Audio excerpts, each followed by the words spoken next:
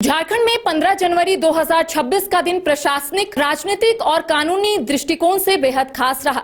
एक ओर जहां झारखंड पुलिस और ईडी के बीच टकराव खुलकर सामने आए, तो वहीं दूसरी ओर जेपीएससी 2 नियुक्ति घोटाले में अब ईडी जो है वो कार्रवाई यानी कि जांच करेगी और इसको लेकर प्रशासनिक गलियारों में हड़कंप मच गया है। आखिर जेपीएससी 2 नियुक्ति घोटाला क्या है, आज हम समझने की कोशिश करेंगे। हमारे साथ हमारे वरिष्ठ सहयोगी राकेश रंजन मौजूद है। बातचीत करते हैं कि पहले ये जो पूरा मामला है ये एसीबी जांच कर रहा था, उसके बाद हाईकोर्ट के आदेश के बाद सीबीआई टेक ओवर करता है। अब ये कहा जा रहा है कि ईडी जो है वो जांच करेगी। क्या है पूरा मामला पहले ये? देखिए, जो जेपीएससी द्वितीय सिविल सेवा मेधा घोटाला मामले में जो है 60 आरोपित हैं, उनके खिलाफ ईडी जांच करेगी। ये बड़ी खबर है। पहले तो ये बात है, ईडी ने जो है सीबीआई ने जो प्राथमिकी दर्ज की थी एफआईआर और जो सीबीआई की चार्जशीट थी, उसमें जो तथ्य हैं उनके आधार पर पीएमएलए एक्ट के तहत आरोपितों के विरुद्ध ईसीआईआर किया है। मतलब कि मनी लॉन्ड्रिंग का मामला की जो जांच है वो ईडी करेगी। अब इस केस में से जो जुड़े सभी आरोपितों के विरुद्ध जो है ईसीआईआर हो चुका है और अब इस केस में जुड़े सभी अधिकारियों, अभ्यर्थियों, जो परीक्षक हैं, इंटरव्यू बोर्ड था, उनके सदस्यों के खिलाफ जो है मनी लॉन्ड्रिंग के तहत ईडी जो है पूरे मामले की जांच करेगी।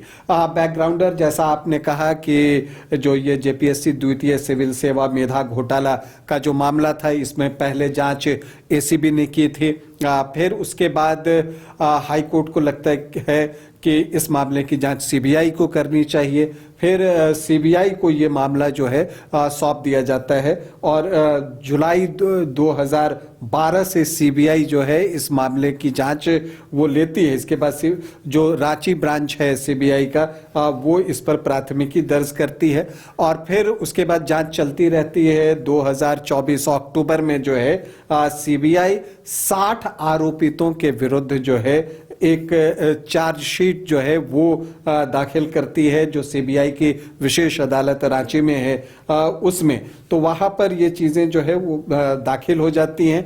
अब जो सीबीआई की चार्जशीट है उसमें कई तरह के आरोप लगाए गए हैं।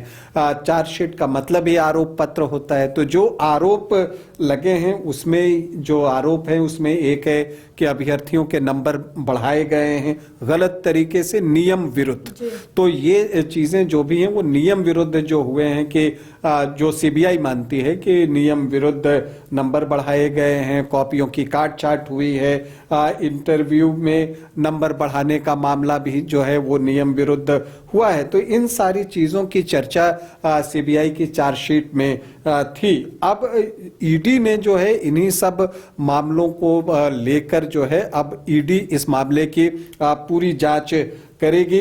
अब इसमें जो खास बात है वो यही है कि इस पे वित्तीय लेन देन, आरोपितों की संपत्ति, जो आरोपित हैं उनकी संपत्ति की भी जांच होगी और आकलन करेगी ताकि मनी लॉन्ड्रिंग के विरुद्ध जो है वो जांच पूरी की जा सके। तो ये एक मामला ऐसा जो है वो बन रहा है कि जिसमें कि मनी लॉन्ड्रिंग के एंगल से ईडी इसकी जांच जो है वो कर सकती है। इसमें कई बड़े अधिकारी हैं, उस वक्त के जो जेपीएससी के जो पदाधिकारी थे उनके भी नाम आरोपितों की सूची में शामिल किए गए हैं। कई परीक्षक हैं जो उस वक्त थे, तो उनकी भी नाम की चर्चा इस आरोप पत्र में है। तो वो सभी जो है ईडी जांच के दायरे में आएंगे जो 60 आरोपित हैं। अब देखिए, ये ऐसी चीजें हैं जो कि झारखंड जब से बना है और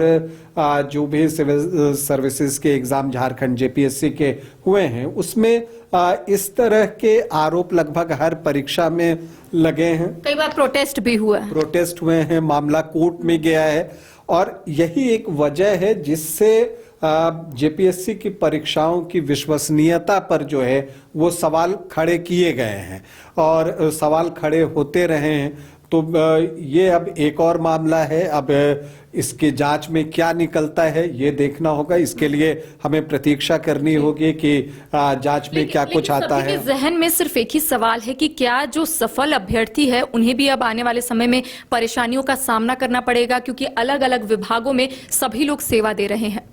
यार देखिए, सबसे बड़ी बात यह आती है कि जांच में निकल कर क्या आता है। देखिए, अगर किसी चीज की जांच हो रही है तो इस आधार पर किसी निष्कर्ष पर पहुंच जाना वो मुझे न्यायोचित नहीं लगता है, क्योंकि अभी तो जांच है। जांच तो किसी भी मामले की हो सकती है, लेकिन जांच से निकल कर क्या आता है, तो जांच से निकलकर क्या आता है उस पर चीजों को देखना होगा। और फिर जो जांच से बातें निकलकर सामने आती हैं, फिर उस पर कोर्ट में जो मामला जाता है वहां से क्या फैसला आता है, अंततः उसके बाद ही जो है वो सारी चीजें स्पष्ट होती हैं कि किनकी परेशानी बढ़ सकती है, किनकी कम हो सकती है। वो सारी चीजें जो है उसी वक्त पता चलेंगी। लेकिन फिलहाल तो एक बात है कि जो जेपीएससी द्वितीय सिविल सेवा मेधा घोटाला का मामला है उसमें जो 60 आरोपित बनाए गए थे उनके खिलाफ जो है अब ईडी पीएमएलए एक्ट के तहत मनी लॉन्ड्रिंग के मामले में जांच करेगी। फिलहाल खबर तो यही है। तो देखिए, झारखंड में लगभग सभी नियुक्ति प्रक्रिया विवादों में ही रह गई। आपने देखा कि जेपीएससी की ओर से जितनी भी परीक्षाएं ली गई वो या तो कोर्ट की दहलीज तक पहुंच गई या फिर झारखंड के अभ्यर्थी सड़कों पर उतरकर आंदोलन करते हुए नजर आए। और देखिए, अब जेपीएससी 2 नियुक्ति घोटाले मामले में अब एक बार फिर से मामला जो है वो तुल पकड़ता हुआ नजर आ रहा है। अब इस पूरे मामले को ईडी टेक ओवर कर चुकी है। ईडी की तरफ से मनी लॉन्ड्रिंग के तहत अब जांच की जाएगी। आने वाले समय में यह पता चलेगा कि आखिर ईडी की ओर से जो कार्रवाई की गई है, जो जांच किए जा रहे हैं, उसमें क्या पाया जाता है। तमाम अपडेट हम अपने दर्शकों तक पहुंचाएंगे। फिलहाल हमें दे इजाजत। नमस्कार। घर रहने का मकान भर नहीं, ये खुशियों की तिजोरी है।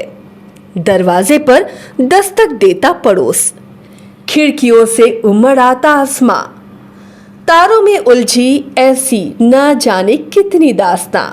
कहती हैं चले डायमंड सिटी, एक सफर हम सफर के साथ अपने घर तक।